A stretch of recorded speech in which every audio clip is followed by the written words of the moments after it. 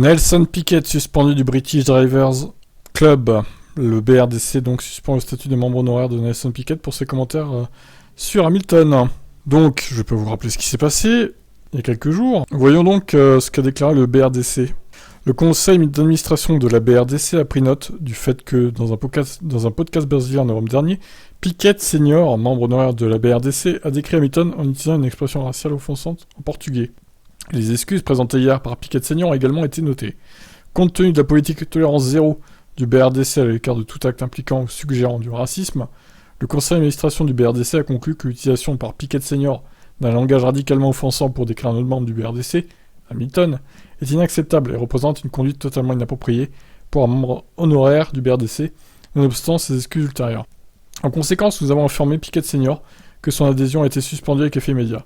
En suivant la procédure du club, il est prévu que le conseil d'administration mette fin à l'adhésion de Piquet Senior lors d'une réunion du conseil d'administration qui se tiendra après la période de préavis requise de 7 jours. D'autres pilotes de F1 actuels ont été interrogés sur la question lors de la conférence de presse du Grand Prix de Grande-Bretagne, Vettel exprimant son soutien à Hamilton. Je pense que ça dépasse les derniers jours, si vous êtes très honnête. C'est probablement ce qu'il a traversé, ce que sa famille a traversé toute sa vie. Donc je pense que c'était génial de voir qu'il y avait une telle réponse de toute la communauté F1, si rapidement. Les gens ont répondu et ont exprimé leur soutien sur la question envers Lewis. Il faut des couilles pour parler, il faut du courage. Bon, voilà. Quid de la F1, il semblerait qu'ils aient interdit d'accès au paddock Nelson Piquet, mais bon, j'ai pas vu ça ailleurs que sur Twitter, je ne sais pas si c'est vrai, honnêtement. Bon, en tout cas, ça c'est effectif, la BRDC suspend donc Nelson Piquet. Bon, habitant au Brésil, je suis pas sûr qu'il y allait tout souvent en Grande-Bretagne pour utiliser son truc British Racing Drivers Club. Je sais même pas à quoi ça correspond effectivement en plus. Est-ce qu'ils ont des accès à Silverstone privilégiés ou au circuit de Grande-Bretagne ? Bon, c'est pas clair. En tout cas, bon, je pense qu'il s'en remettra à Nelson Piquet de toute façon. Je vous laisse commenter. Ciao. Russell réagit à son tour sur les propos de Piquet. Il appelle tout le monde à en faire plus contre le racisme. Il est évident que nous devons faire plus pour éradiquer le racisme qui sévit partout, pas seulement dans le sport auto, mais dans la société en général. Ça va même plus loin que ça. Avec tous ces abus que les gens subissent en ligne, c'est formidable de voir des gens se rassembler, faire valoir leur opinion et rapporter leur soutien. Nous avons tous le devoir d'en faire plus. Il est tout simplement choquant de voir que de nos jours, ce genre de problème persiste. Après qu'on lui ait demandé si le bannissement de Piquet était une punition suffisante, Russell s'est demandé s'il n'y avait pas une différence de point de vue entre l'ancienne génération et la nouvelle. Je pense pas qu'il y ait quoi que ce soit de suffisant. Je n'ai pas vu le communiqué de la F1 à ce sujet, donc je vais pas commenter. Mais j'ai entendu dire que ça fait 2 ans, déjà, depuis la première course en Autriche en 2020, que nous avons mis le genou à terre. Oui, effectivement, c'est ça, Russell.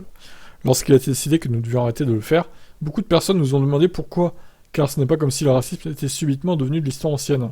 Il se passe encore beaucoup de choses, et la semaine a été choquante, avec quelqu'un qui est, 3 petits points, je ne dirais pas coincé dans ses habitudes, mais qui appartient à une génération plus ancienne comparée à la nouvelle. Nous devons en faire davantage. Ouais, il y a un boomer fasciste, voilà, rétrograde, tout ce que vous voulez, quoi. Hein. Le pauvre Nelson Piquet, là. Hein. Mais il est pas à ses premiers abus, hein. À ses premières frasques, Nelson. Il s'est déjà illustré dans le passé. Même à son époque, hein, quand il était en F1, il a tapé sur des pilotes. Il a voulu mettre dans la sauce Senna et tout pour le déstabiliser. Enfin bon, c'était incroyable. Incroyable ce pilote. Très malsain en fait. Nelson Piquet, très malsain. Il n'y en a pas eu beaucoup des comme lui, heureusement. Donc voilà pour les propos de George Russell. Ciao, ciao. Et largement en tête avant Silverstone. Verstappen n'a rien à fêter. Eh ben non, on n'est pas en fin de saison encore. Hein. Il est encore trop tôt pour célébrer quoi que ce soit, a-t-il déclaré. Il n'y a aucune raison de fêter ça pour le moment. Nous verrons si je suis encore dans cette position en fin de saison. Il nous reste beaucoup de travail à effectuer et des choses à améliorer. C'est ce sur quoi nous sommes concentrés. Mercedes apportera des évaux importants à Silverstone tandis que Ferrari reste une menace permanente. Mais Verstappen ne sait pas encore quelle hiérarchie il y aura en Grande-Bretagne. C'est encore tôt pour y répondre. Chaque week-end, les écarts ont quelque peu été différents entre les équipes. Pour notre part, nous allons simplement tenter de faire notre mieux ici avec la voiture qu'on a. De plus, chaque circuit est différent. Et vous devez être de toute façon performant partout. Oui, bon, de toute façon, la Red Bull elle sera à l'aise à Silverstone, je pense. Maintenant, il faut voir Ferrari, faut voir à quel point le circuit est bosselé, etc. Si ça peut convenir à la Mercedes ou pas. Beaucoup de questions en suspens. Mais on va voir très vite les réponses dès demain pour les essais libres. Voilà pour cette petite news, pensez à vous abonner. Ciao, ciao. Alors, concernant le marsouinage et les fameuses directives, apparemment il n'y aura rien encore à Silverstone. Et ni en Autriche d'ailleurs, ça sera le cas à partir du Grand Prix de France. La FIA n'imposera pas de métrique à ne pas dépasser concernant les rebonds des voitures que la F1 voulait faire arrêter. En effet, la fédération voulait mettre en place l'aérodynamique oscillation métrique après que le marsuinage ait atteint des niveaux dangereux à bas coût. Les directives techniques publiées avant le Grand Prix du Canada expliquaient cette volonté et autorisaient l'installation d'un deuxième renfort sur les planchers des monoplaces pour limiter les rebonds. Mais aucune métrique n'avait été précisée, la FIA voulant faire des mesures avant de valider une limite. Il s'avère que ce sera encore le cas à Silverstone, la fédération voulant récupérer davantage de données avant d'établir des limites d'oscillation à ne pas dépasser. Le Grand Prix de Grande-Bretagne servira donc de nouveau à rassembler des infos à ce sujet. En revanche, les équipes ont déjà reçu une explication sur la manière dont les mesures s'effectueront, et elles ont 2 Grands Prix pour comprendre quels changements elles doivent effectuer, si elles doivent en faire.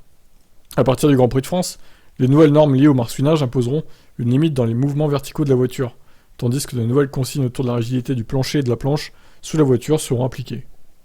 En attendant, la possibilité d'ajouter un deuxième renfort de plancher, qui avait été validé au Grand Prix du Canada et a finalement disparu. Cette directive avait fait grand bruit, puisqu'elle revenait sur un point de règlement technique. Mercedes avait d'ailleurs testé un renfort supplémentaire le vendredi du Grand Prix du Canada sur la monoplace d'Hamilton, mais celui-ci avait finalement disparu, l'équipe craignant de ne pas être en accord avec le règlement. Les directives techniques du Canada n'ont donc plus lieu d'être, et aucune mesure ne sera prise pour contrer le marsuinage à Silverstone, sur un circuit bosselé. Bon, après, il faut voir à quel point il est bosselé, Silverstone, je pense pas que ce soit le pire de la saison quand même. La FIA communiquera ultérieurement pour une possible mise en place de ces nouvelles normes en Autriche, si assez de données sont collectées et étudiées ce week-end. Alors, c'est la France ou l'Autriche, faut savoir. Bon, s'il y a assez de données, en gros, c'est sur l'Autriche. S'il n'y a pas assez de données, ça tournera le Grand Prix de France. En gros, c'est un peu ça l'idée. C'est pas clair, hein, tout ça. On navigue dans des trucs assez flous pour l'instant, là. C'est pas très sérieux de la part de la FIA, je trouve. Bon, eh ben, écoutez, affaire à suivre. Ciao. Hamilton. Alors, attendez, prise de parole de Lewis. Pourquoi donner la parole aux voix les plus âgées en F1 ? Sa réaction à propos de Piquet, Stewart et Ecclestone. Bon, en gros, les vieux, ça dégage, quoi, hein, selon lui. Je suis incroyablement reconnaissant envers tous ceux qui m'ont soutenu dans le sport, en particulier les pilotes, a déclaré Hamilton. Ça fait 2 ans que nous nous sommes agenouillés pour la première fois en Autriche. Nous sommes toujours confrontés à des défis. J'ai été victime de racisme, des critiques et de négativité dans des récits archaïques pendant très très longtemps. Il y a donc rien de nouveau vraiment pour moi. Je pense que c'est plus une question d'ensemble. Pourquoi donnons-nous une tribune à ces voix les plus âgées ? Ouais, alors c'est pas faux, hein. Alors donc, selon lui, par contre, il faudrait censurer tout ce que dit Ecclestone. Donc les médias, il faudrait plus qu'ils en parlent et tout. Il faudrait le laisser dans l'oubli. Ouais, mais en même temps, ça donne du grain à moudre pour les gens. Comme ça fait des réactions et tout, ça fait du clic. C'est comme ça que ça marche, hein, les médias. Tu le sais très bien, Lewis. Malheureusement, c'est comme ça que ça marche et ils arrêteront pas, en fait. Ce n'est pas représentatif de notre sport et de l'endroit où nous nous trouvons. Nous cherchons à nous développer aux US, en Afrique du Sud. Nous nous tournons vers l'avenir pour donner aux jeunes une plateforme plus représentative. Il ne s'agit pas d'un individu ou d'une utilisation de ce terme. Hamilton a de nouveau souligné que des actions plutôt que des déclarations sont nécessaires pour résoudre le problème. Il y a une réaction instinctive des entreprises du monde entier. Ils ont probablement tous déjà un script prêt pour pour cette gestion de crise. C'est pas assez, passez maintenant à l'action. Les gens qui ne sont pas pertinents dans le sport depuis des années essaient de me faire tomber, mais je suis toujours là. Que ce soit consciemment ou non, ils ne croient pas que des gens comme moi devraient être dans le sport auto. Nous avons besoin, plus que jamais, que les gens se rassemblent. Ce n'est pas utile, ces commentaires de Piquet, Stewart ou Ecclestone, ils ne sont plus vraiment dans le sport. Ils n'ont pas été pertinents depuis des décennies. Mais je suis toujours là, fort, poussant pour la diversité. Lorsqu'on lui a demandé s'il respectait toujours l'ancienne génération de la F1, Hamilton a répondu « J'ai toujours essayé de prendre la meilleure route et d'être respectueux. Cela revient à ma question. Pourquoi leur donnons-nous une tribune, pardon. Ils ne sont pas dans l'air du temps, ils ne veulent pas changer. La micro-agression dans le monde aujourd'hui n'est pas saine. » Putain, il y va fort, hein. S'attaque sévèrement du côté de Lewis. Sur un autre sujet, Hamilton était catégorique sur le fait qu'il disputerait son Grand Prix à domicile malgré l'incertitude quant à la position de la FIA sur les bijoux. Ah oui, tiens, on a vu ça tout à l'heure, justement. L'exemption permettant des pilotes de disposer de plus de temps pour discuter de la question avec la FIA a expiré. Le directeur de course Nils Wittich n'a inclus aucune note concernant les bijoux dans la première version de ses notes d'avant-course. Avec tout le respect que je vous dois, c'est fou de penser qu'avec tout ce qui se passe dans le monde, c'est l'objectif de nous faire enlever nos bijoux. Nous avons de plus gros problèmes. Nous devons vraiment commencer à nous concentrer sur des domaines plus importants. Je courrai ce week-end, je travaillerai avec la FIA. L'affaire n'est pas énorme. Très bien. Bon, il va pas enlever son piercing. Ça, c'était sûr, hein, de toute façon. Voilà, Hamilton, donc, qui clash sévèrement les vioques, les boomers, comme on les appelle. Alors, pour le coup, Ecclestone, c'est un ultra boomer. Il a plus de 90 ans, le mec, quand même. Il est toujours en forme, hein, Bernie. Bien conservé. Hein. Voilà pour l'intervention de Lewis. Vous en pensez quoi ? Ciao, ciao. Ah, Vettel réagit également à l'affaire Piquet. Pas de place sur F1 pour ses propos. Pour être honnête, il ne s'agit pas de seulement ces derniers jours. Bon, c'est probablement ce que Hamilton a traversé, ainsi que sa famille toute sa vie. Toute forme de harcèlement est condamnable. Il y a eu une telle réaction de la part de la communauté F1 si rapidement les gens ont répondu et exprimé leur soutien à Lewis. Je pense qu'il ne devrait pas y avoir de place pour ce genre de commentaires. On en a encore beaucoup. Je pense que nous avons progressé par rapport à il y a plusieurs années, mais ça n'aide pas quand il y a encore ces choses-là et que les gens disent ces choses inappropriées, ou utilisent un langage inapproprié, et disent de mauvaises choses. C'est très important de continuer à en parler, parce que le combat pour l'égalité n'est pas fini. Ça ne se fera pas du jour au lendemain. Ça serait génial, mais c'est une question plus importante, et la F1, à cet égard, a la responsabilité d'aborder ces questions, ce que je pense que nous essayons de faire. Vettel aurait-il voulu une prise de position plus forte de la F1 ou de Liberty Media contre Piquet ou encore contre Bernie Ecclestone? Plus que le langage et les choses que nous essayons de faire, c'est la manière dont nous nous comportons et dont nous incluons tout le monde. Quelle que soit la couleur de votre peau, quel que soit votre partenaire, quelle que soit votre orientation sexuelle, afin que chaque communauté soit la bienvenue. Nous devrions toujours répondre de cette manière très rapidement et indiquer clairement que nous sommes ouverts à tout et à tous. La gentillesse compte, les gens comptent, et c'était mauvais de voir ce qui s'est passé. Dans une formule conclusive, allusive, ouais, c'est bizarre la formulation, là. Sébastien Vettel a également questionné indirectement la F1 et ses choix de destination calendrier dans des pays plus respectueux des droits humains. On a une campagne, Where is as One, et la direction que nous prenons et celle que nous voulons prendre à l'avenir est très claire. Donc voilà, en gros il insinue qu'il faudrait arrêter d'aller dans d'autres pays qui sont pas très respectueux du Where is as One. J'imagine notre ami Vettel. Voilà donc pour sa prise de position à Sébastien, je vous laisse commenter, ciao. Alors Verstappen réagit aux propos de son beau-père, Piquet, et de Vips aussi, qui était viré de chez Red Bull, on le rappelle, hein, pour ceux qui n'ont pas suivi. Yuri Vips a aussi balancé des propos racistes sur un stream sur Twitch. Il jouait à un jeu de guerre, Call of Duty ou autre chose, je sais plus ce que c'était. Oh bah c'est très court, hein, du coup, son interview à lui. Donc on rappelle que Verstappen partage sa vie avec Kelly Piquet, la fille de Nelson. Il était probable que la question ne tarderait pas à arriver de la part des médias anglais, en plus. Donc oui, c'était sûr que là, il allait se faire interroger sur ça. Je pense qu'il s'y était préparé, notre ami Max. En général, dans le monde entier, ce n'est pas qu'en F1. Ce n'est pas correct d'utiliser ces mots, ça doit débuter dès l'éducation de nos jours, à un plus jeune âge. À la maison, à l'école, il faut apprendre que ces choses ne peuvent pas être dites ni utilisées. Le pilote a tenu à réitérer son engagement à lutter contre toute forme de discrimination en soutenant Hamilton et la Formule 1. C'est ce sur quoi nous travaillons, la F1 travaille dessus avec Lewis pour l'avenir, et tous les pilotes sont derrière ça. Nous supportons tous ça. Voilà, il s'est pas trop étendu sur le sujet, Max, en même temps on peut comprendre, hein, c'est un peu gênant pour lui de parler de ça, sachant que c'est quand même son beau-père qui est incriminé, quoi. D'un côté, il est lié, quoi. C'est pas comme si c'était son père, hein, je dis pas ça non plus. Forcément, si ça serait Jos Verstappen, là, ça serait encore pire. Oui, ce serait même l'horreur pour lui, en admettant évidemment que Jos ne fasse jamais une telle boulette. Bon, bah voilà. Vous en pensez quoi de sa réaction? Ciao. Ah oui, c'est vrai que c'est cette semaine, enfin c'est ce week-end de Grand Prix. Du coup, alors ça va donner quoi, Lewis, là? Est-ce que tu gardes tes piercings ou pas? La grande question est de savoir si Hamilton respectera les règles à Silverstone et s'il reste qu'une pénalité. Daily Mail écrit que cette dernière hypothèse est réelle. Donc on a vu ça précédemment, hein, sur la chaîne évidemment, que Hamilton veut pas retirer ses piercings au nez notamment. Le septuple champion du monde dit avoir un certain nombre de piercings qu'il ne peut pas, tout simplement pas enlever, comme son piercing au nez. La FIA a fait un compromis avec le pilote Mercedes et lui a accordé une période de transition jusqu'au week-end de course de Silverstone afin de se conformer au règlement. Désormais, toute personne portant encore des bijoux ou des piercings pendant une séance de roulage risquerait une sanction. Hamilton serait-il sanctionné au Grand Prix de Grande-Bretagne? En attendant, le week-end de course à Silverstone approche et tous les pilotes doivent se conformer au règlement. Selon The Daily Mail, Hamilton porte toujours son piercing au nez et risque donc une pénalité. Il peut s'agir d'une amende, mais dans les cas les plus extrêmes, il peut même être exclu de la course. Il ne manquerait plus que ça encore. Alors là, il manquerait plus que ça. Mohamed Ben Sulayem a annoncé plus tôt qu'il n'avait pas l'intention de céder. Cependant, il reste à voir ce que la FIA a prévu en cas d'infraction à cette nouvelle règle. Alors là, excluez-le. Alors vous allez voir, les fans, ils vont être fous de rage là.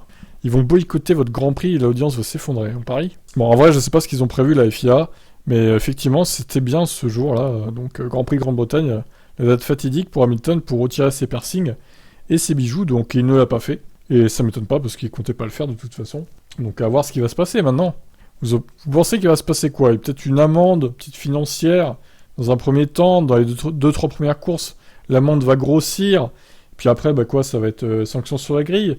Puis après, ça va être quoi? Exclusion d'une course, 2 courses, 4 courses de la saison. Je sais pas. Je sais pas jusqu'où ils peuvent aller en vrai. Allez, ciao ciao. Norris évoque des menaces de mort horribles sur les réseaux sociaux. Bon, pourquoi Norris, il est gentil? Pourquoi vous le menacez de mort? Il a rien fait, Norris. Il est marrant, même. Sa petite amie est aussi devenue une cible. Bon, alors ça, c'est... Qu'est-ce qui se passe, quoi? Lui-même très présent sur les différentes plateformes, Norris a révélé par le passé avoir souffert psychologiquement de l'agressivité des propos de certains internautes. Le pilote McLaren a même reconnu avoir reçu des menaces de mort. Mais si le Britannique est en quelque sorte habitué à lire certaines idioties, c'est pas le cas de sa compagne. Donc elle s'appelle Luisina Oliveira, elle-même devenue cible de menaces déplacées. Ah ben, Lando, il s'emmerde pas, hein? Oui, on fait un peu de people hein, sur cette chaîne aussi, voilà. Très joli. Bien sûr, a répondu Norris The Sun lorsqu'on lui demande s'il avait déjà reçu des menaces de mort. C'est très varié. Il peut s'agir de ma vie privée et celle de ma copine. En ce moment, il y a plein de pages haineuses dédiées à ma copine. C'est assez horrible, on les retrouve principalement sur Instagram et Twitter. C'est pas quelque chose de facile à gérer lorsque vous venez d'un monde différent de celui de la F1. C'est un gros contraste. Vous avez une vie normale et soudainement vous avez beaucoup de followers. Elle doit faire attention à ce qu'elle dit et à ce qu'elle fait. En sport auto, on apprend à s'y habituer, peu à peu en passant par la F4, la F3, puis la F2 et la F1. C'est une nouvelle étape, et pour sa part, elle n'avait jamais regardé une course auparavant. Et vous vous retrouvez tout à coup sous le feu des projecteurs, et c'est très difficile, elle reçoit de nombreux commentaires. Je veux la protéger. Norris explique que son pilotage et ses messages à la radio sont deux aspects provoquant la plus grande colère à son égard. Beaucoup de commentaires concernent mon pilotage. Il y a des accusations disant que tous les pilotes sont traités différemment, parce que je suis britannique, et que je représente une équipe britannique, et des préjugés. Il y a des choses que je dis à la radio qui sont interprétées comme des plaintes, ce que je déteste. Je pose des questions normales, mais parce que je respire un peu plus vite, ça donne toujours l'impression que je me plains. Ouais, bah il y en a d'autres qui se plaignent, hein. Lewis se plaint, Max insulte tout le monde à la radio. Bon, voilà, c'est comme ça, c'est dans le feu de l'action, quoi. Le pilote McLaren ne comprend d'ailleurs pas comment des personnes peuvent dédier autant de temps de leur vie à s'en prendre aux autres. Ce que je trouve le plus drôle, d'une certaine manière, c'est que les gens passent leur vie sur Terre, assis derrière un PC, à essayer de faire du mal à quelqu'un.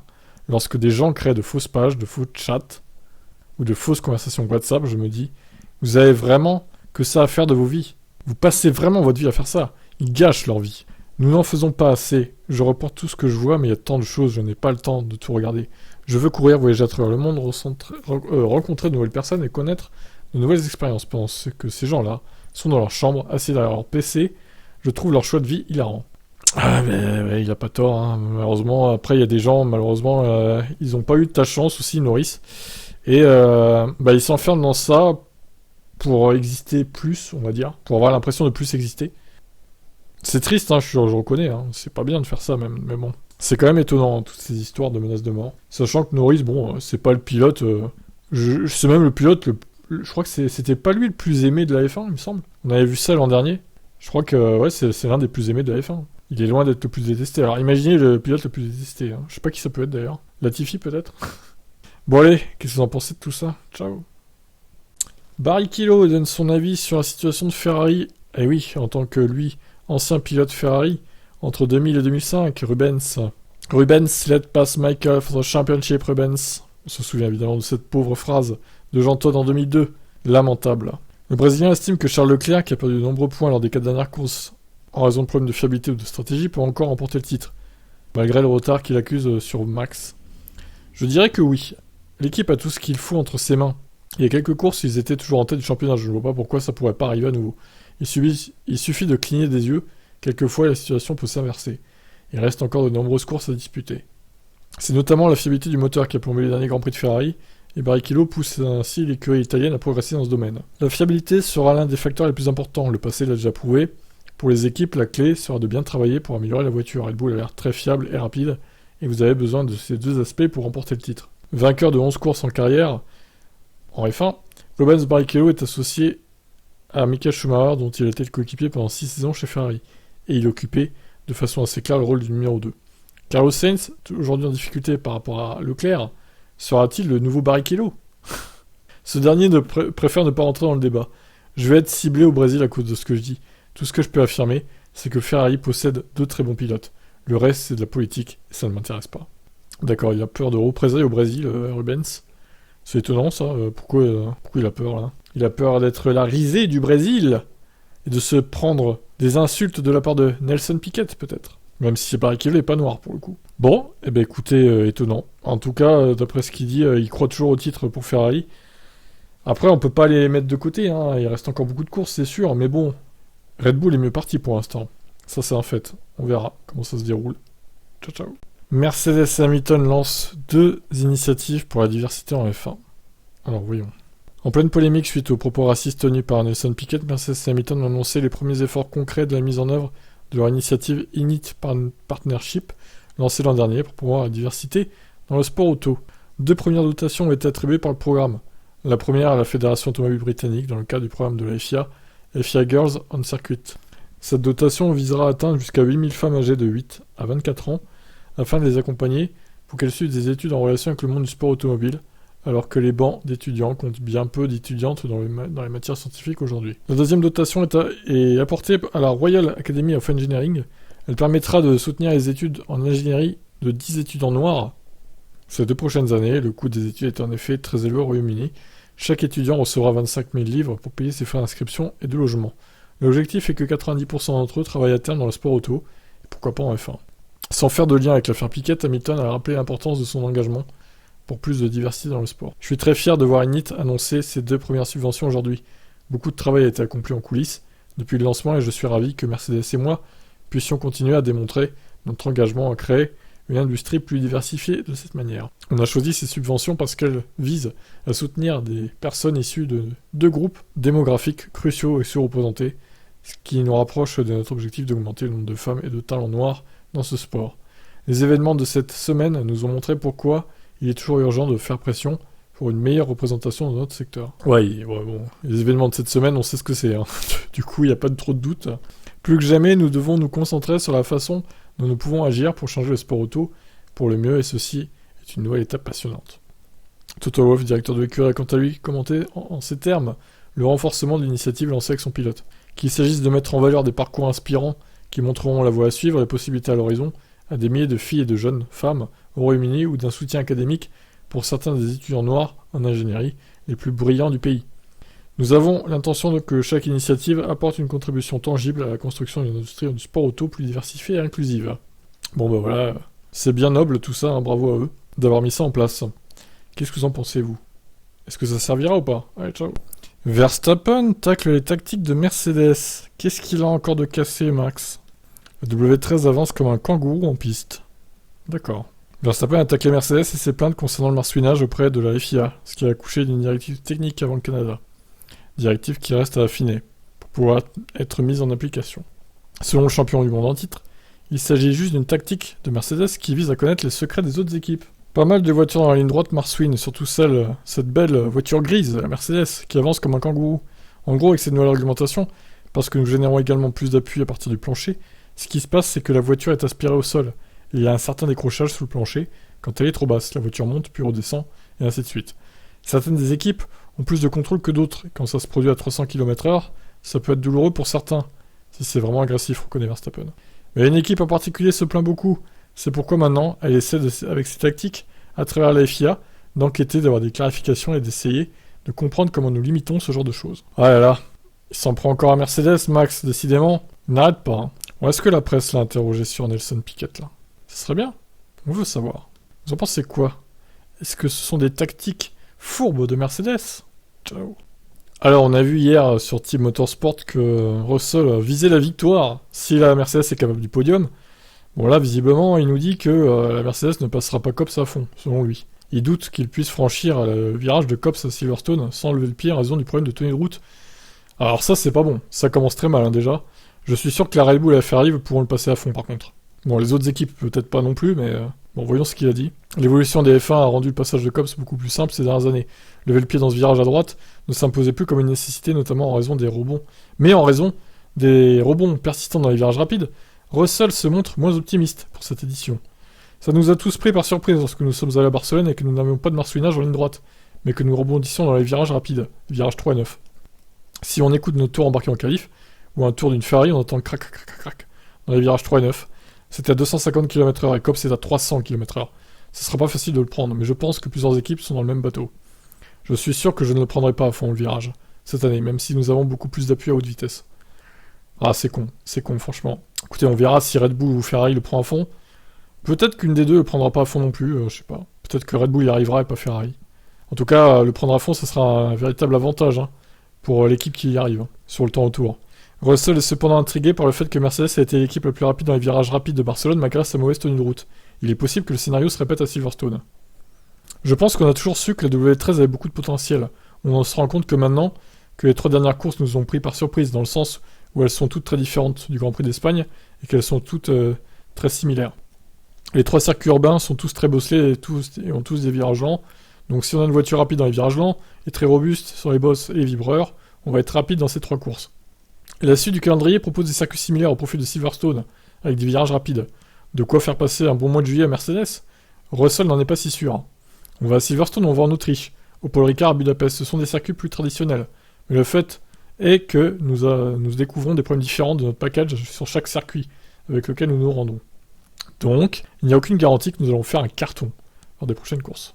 Alors moi, je pense honnêtement, ça pourrait bien se passer à Silverstone, ça pourrait bien se passer au Castellet aussi. Par contre, l'Autriche a aussi des courbes rapides, mais je pense que le circuit est quand même plus bosselé que les deux là, Silverstone et le Castellet pour le coup. Par contre, la Hongrie, je pense que ça va être compliqué pour Mercedes aussi. Et quant au reste de la saison, on verra les évos qu'ils ramènent à chaque fois, peut-être que ça sera mieux, mais... Bon, sur les 4 qui arrivent, je pense qu'il y en a 2 qui peuvent bien se passer et 2 qui peuvent être compliqués. On verra si ma prédiction est bonne ou pas. Vous en pensez quoi, vous? Bon, Papy Bernie, ça dérape encore un petit peu quand même, là. Hein. Il a affirmé que Vladimir Poutine est une personne de première classe et qu'il prendrait une balle pour le président russe. Sérieux, quoi. Il a aussi évoqué Nelson Piquet. On va commencer par ça, d'ailleurs. Je connais Nelson depuis très longtemps, j'étais avec lui il y a quelques semaines, c'est pas le genre de choses que Nelson dirait pour dire quelque chose de mal. Il pense probablement qu'il y a beaucoup de choses qu'il dit qui peuvent nous contrarier ou nous offenser. Pour lui, c'est rien. Ça fait partie de la conversation. Nelson ne prendrait jamais la peine de dire quelque chose de mal, certainement. Je pense que c'est ce qui s'est probablement passé, connaissant Nelson comme je le connais, puisque sa fille est la petite amie de Verstappen. Après avoir vu l'accident, il est sans doute devenu furieux. Suggérant qu'Hamilton devrait se contenter des excuses de Piquet, Ecclestone a ajouté « les gens disent des choses. S'il arrive que des gens soient un peu trop gros ou trop petits comme moi, je suis sûr que beaucoup de gens ont fait des remarques à ce sujet. Si je l'avais entendu, j'aurais été capable d'y faire face moi-même, sans trop de problèmes.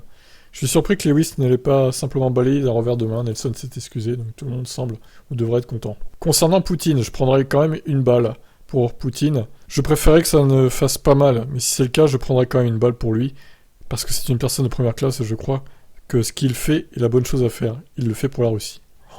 Oh là là, non, là c'est trop. Franchement, c'est incroyable de sortir des dingueries comme ça, quoi.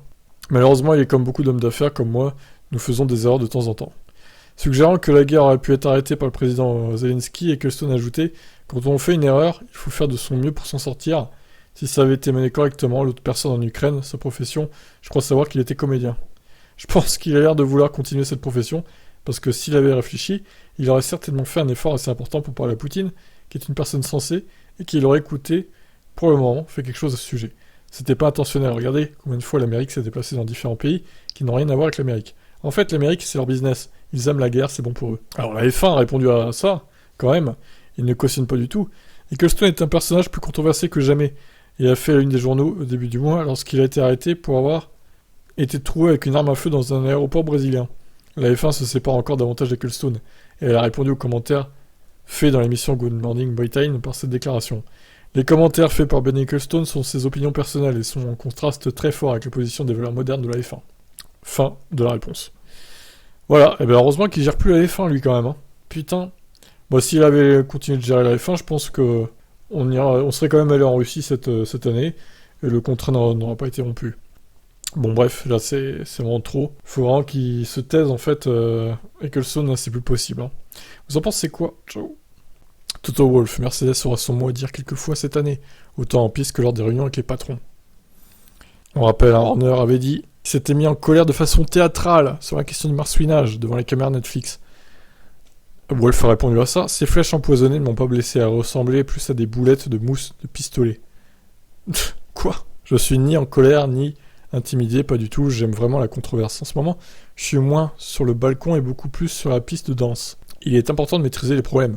Il faut que ces directives techniques soient appliquées, je le répète, il en va de la santé des pilotes à long terme. Ouais, alors s'il dit ça, Wolff, c'est qu'au final, il se dit peut-être que les directives vont pas finalement désavantager tant que ça Mercedes. Sur la question du contrôle du marsouinage, qui doit être monitoré par les FIA, Wolff a déclaré qu'il s'attend à moins de problèmes au Grand Prix de Grande-Bretagne. Mais ça ne veut pas dire qu'il ne ressurgira pas à nouveau sur d'autres circuits, plus bosselés.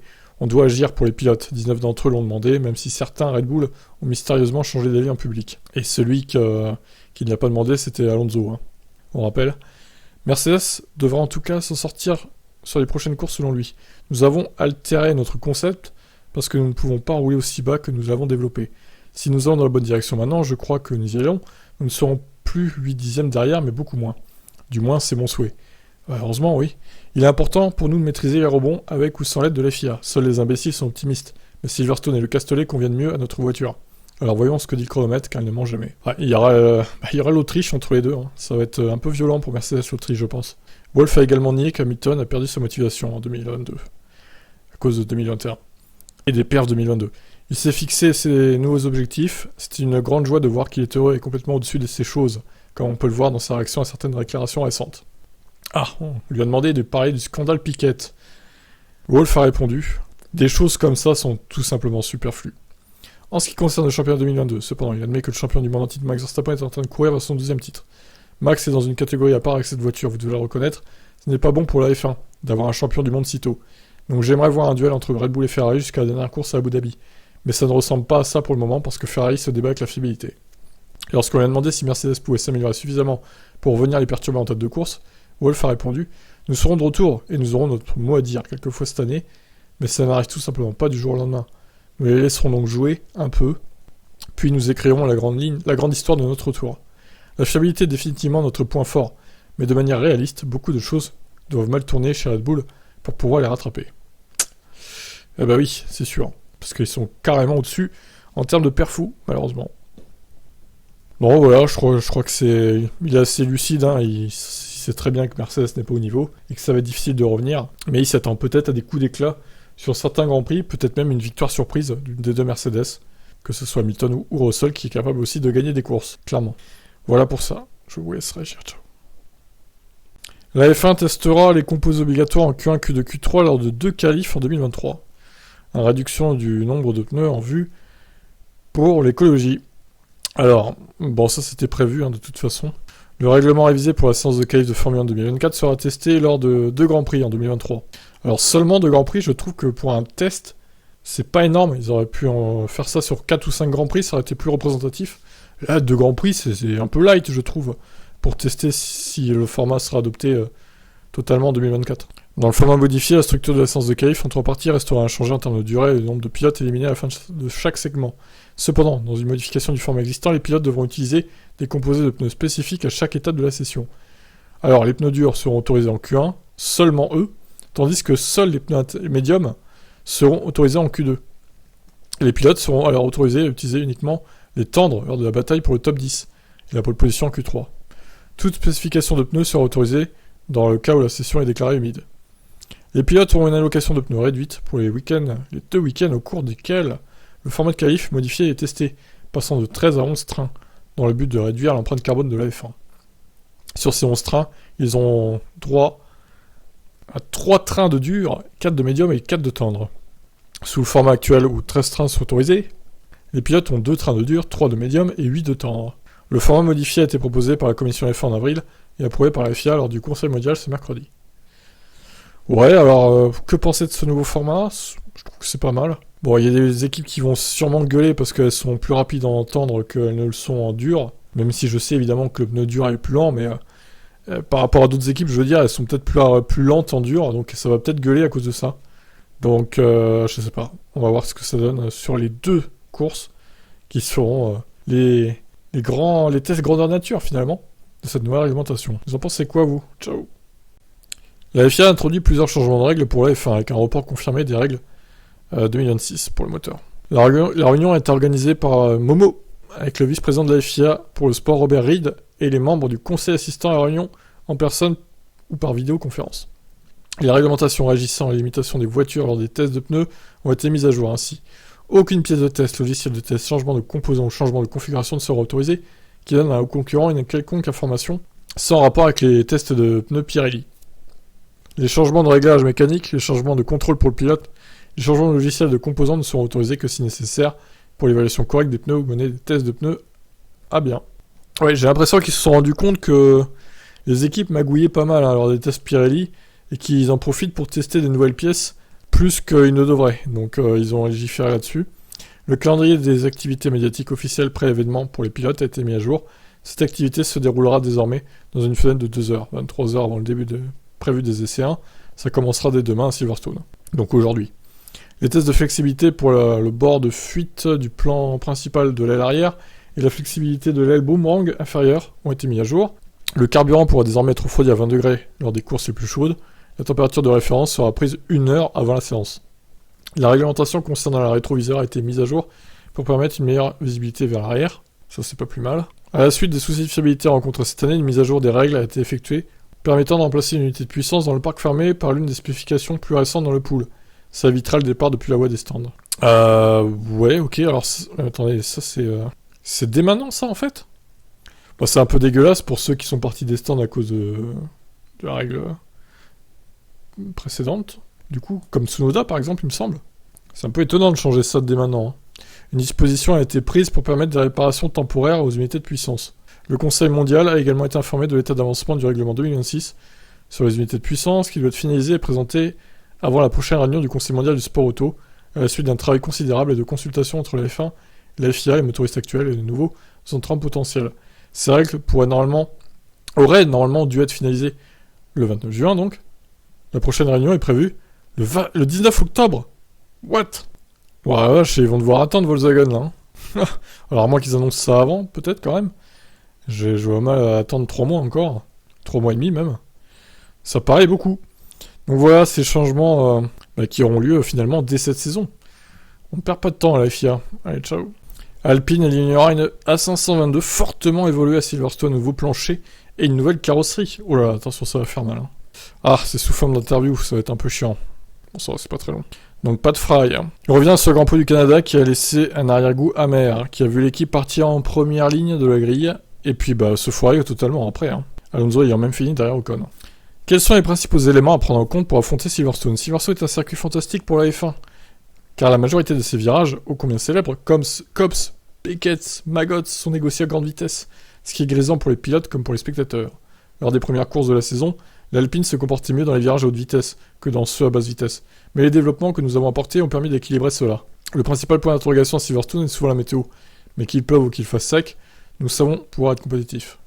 L'équipe apportera-t-elle des évos à Silverstone? Tout le monde Lenson a travaillé très dur pour produire et livrer à temps pour cette course un package d'améliorations assez important qui comprend un nouveau plancher et une nouvelle carrosserie. L'équipe a fait un gros effort pour préparer cet évo.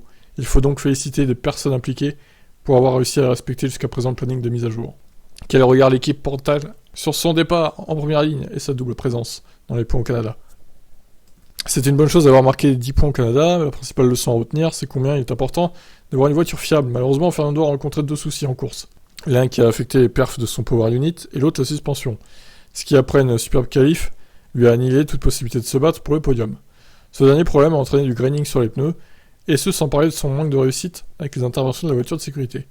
Sa position à l'arrivée n'est pas représentative de ce qu'il était possible de faire en course. Pour faire le bilan des dernières épreuves, nous avons fait des progrès constants grâce au développement apporté à la voiture. Nous devons nous assurer maintenant d'être en mesure de capitaliser sur ces performances pour pouvoir atteindre nos objectifs de fin d'année. Et ben voilà, écoutez, on verra ce que ça donne ces évolutions pour Alpine à Silverstone. Tout le monde a apporté pas mal d'évos, j'ai l'impression. Mais est-ce que certaines évos seront mieux que d'autres? C'est à voir. Ciao. Tiens donc, celui qui boycottait Netflix, Drive to Survive, a fait marche arrière, visiblement. Verstappen sera de retour dans la série Netflix. Incroyable, moyennant un petit chèque peut-être pour Max, pour le décider, pour le convaincre. Le pilote Red Bull avait refusé de participer au tournage en 2021, estimant que les scénaristes prenaient trop de liberté avec la vérité et les montages pour créer des dramas là où il n'y en avait pas. Dominique Cali, PDG de la F1, était intervenu en disant qu'il s'entretiendrait avec Netflix afin que tous les pilotes se sentent à l'aise lors des tournages quant aux propos qui seront tenus. Verstappen a-t-il changé d'avis suite à cette intervention? Peut-être, mais il s'est aussi entretenu avec les producteurs. L'année dernière, je n'étais pas vraiment impliqué dans le tournage et il y avait des choses dont je n'étais pas vraiment content, surtout simuler des rivalités entre pilotes. C'est pour moi une question difficile parce que, bien sûr, la série a fait des merveilles en Amérique. Mais je pense aussi que parfois, ils dépeignent quelques pilotes différemment de ce qu'ils sont réellement. Et puis bien sûr, les gens qui doivent avoir un avis, surtout disent « Oh, ce mec est un peu con !» ou d'autres trucs, ce qui n'est pas dans la vraie vie. J'ai parlé au producteur de la série. Pour l'avenir, nous sommes parvenus à une bonne compréhension de la manière dont on peut travailler ensemble, alors je suis sûr que la prochaine saison, vous me verrez un peu plus. Bon, ben on va voir ça, hein.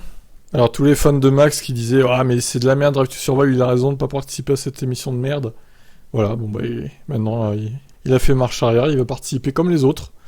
Voilà, peut-être un peu moins que les autres, mais il sera là. Max, qu'est-ce que vous en pensez du coup? Vous êtes déçus les fans de Max ou contents? Je vous laisse commenter, ciao.